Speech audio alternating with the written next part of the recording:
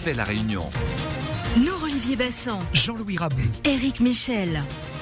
Bonjour à vous, Alex. Bonjour. Bonjour Alex. Bonjour Alex. Je comptais pas vous appeler, mais votre auditeur Marc, de tendance socialiste habituellement, je crois, a évoqué le 6 juin, la commémoration du 6 juin, et surtout il a évoqué le discours de De Gaulle le 6 juin 1964. Oui. Parce qu'on rappelle que le général De Gaulle refusait de commémorer le 6 juin 1944. Donc c'est bien, bravo Marc, encore un petit effort et vous rejoindrez la vraie résistance, l'UPR. L'UPR, voilà. Voilà. C'est notre petite chronique hebdomadaire, allez-y. Bon,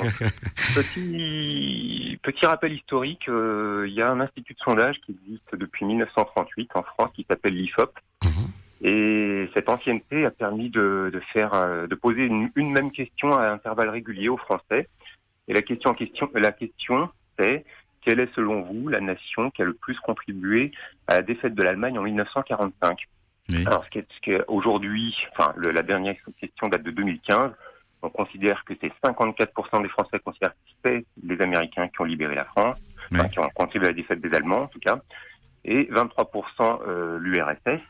Mais au sortir de la guerre en mai 1945, c'était exactement l'inverse. C'était 57% des Français considéraient que c'était l'URSS qui avait le plus contribué à la défaite des Allemands et seulement 20% des Américains. Donc entre-temps, la propagande américaine, notamment via Hollywood, est passée par là. Tous les films qu'on a vus, notamment sur le débarquement. Et alors sur le débarquement, j'y reviens un instant. De Gaulle avait parfaitement en tête ce qui s'est passé. Effectivement, les Français ont été privés de débarquement. On devrait commémorer plutôt aujourd'hui le débarquement de Provence du 15 août 1944. Mais bon, c'est pas celui-là que les gens choisissent parce que ça permet de soutenir de mettre en valeur le débarquement américain en 44. Ça permet de masquer tout ce que la politique d'ingérence américaine a de plus hideux. De Gaulle rappelait que Roosevelt avait décidé pour la France qu'une fois libérée, elle serait sous occupation militaire américaine. Les Américains avaient déposé d'imposer une monnaie imprimée aux États-Unis, une fausse monnaie, et de maintenir Pierre Laval au pouvoir. Donc quand on sait qui était Pierre Laval, c'est quand même fâcheux. Voilà, donc c'est bien de faire ce devoir de mémoire et d'éduquer nos jeunes générations, leur rappeler la vraie histoire et non pas leur enseigner l'ignorance. Voilà, vous avez dit votre vision sur cette histoire qui n'est peut-être pas la vraie vision aussi. Alors renseignez-vous, tous les éléments historiques sont là, simplement ça n'est pas celle qui est Alex, si je peux me permettre, je vous embête exprès. Reconnaissez qu'il y a toujours plusieurs lectures de l'histoire. Alors, c'est ce qui fait son intérêt d'ailleurs.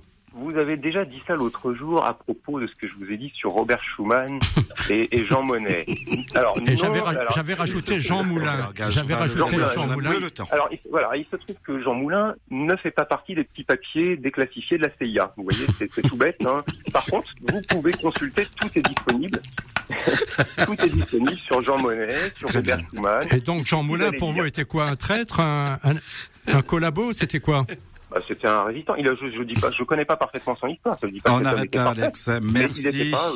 Merci en tout cas d'avoir donné votre vision sur juin 1944 et la déclaration du général de Gaulle en 1964. Joseph. Ça a provoqué un fou rire chez nous, Olivier Bassan. Il nous expliquera tout à l'heure pourquoi. Alex nous parlait tout à l'heure du général de Gaulle et on a tous en mémoire la photo d'Yalta en Crimée, effectivement, avec Franklin Delano Roosevelt, les grands dirigeants.